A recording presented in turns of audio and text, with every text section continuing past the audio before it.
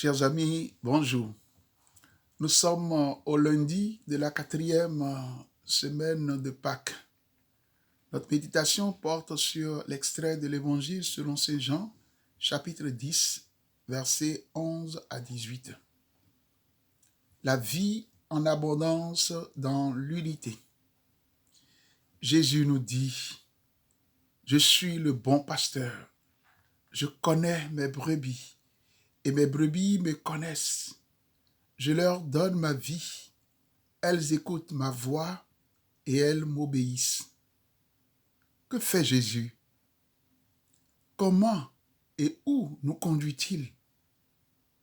Qu'est-ce qu'il attend de nous? Jésus nous aime d'un amour gratuit, infini et exigeant. Il vient à notre rencontre. Il nous appelle par notre nom.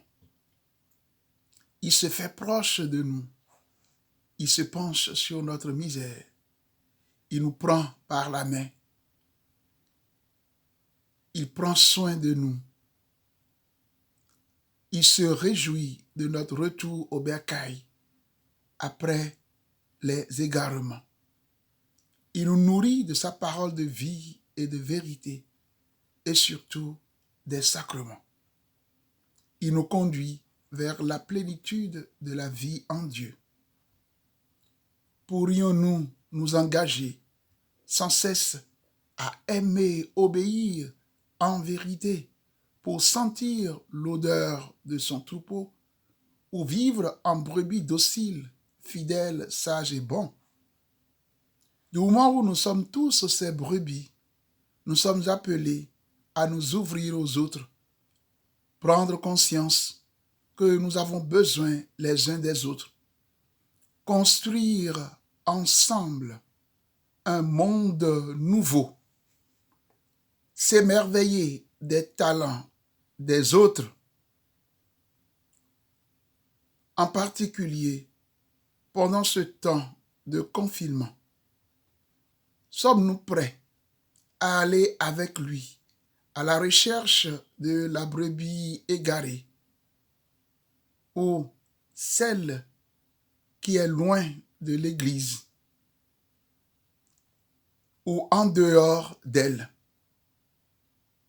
Jésus, don de Dieu, est venu donner sa vie, donner la vie, vie d'amour et de lumière qu'il partage avec le Père.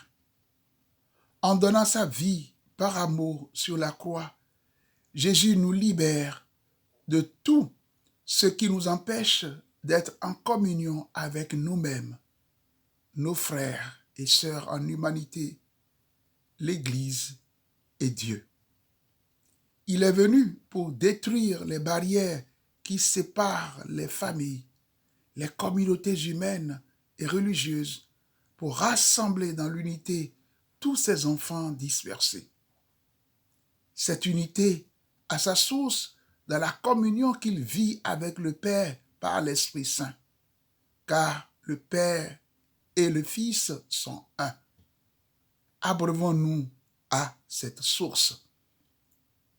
Travaillons pour notre conversion permanente, l'écoute, l'accueil, le dialogue, la paix et la réconciliation, gage de notre unité, signe de la charité. Que Jésus, serviteur souffrant, l'agneau immolé et bon berger, guide nos pas vers ces sources vives du salut. Amen. Alléluia.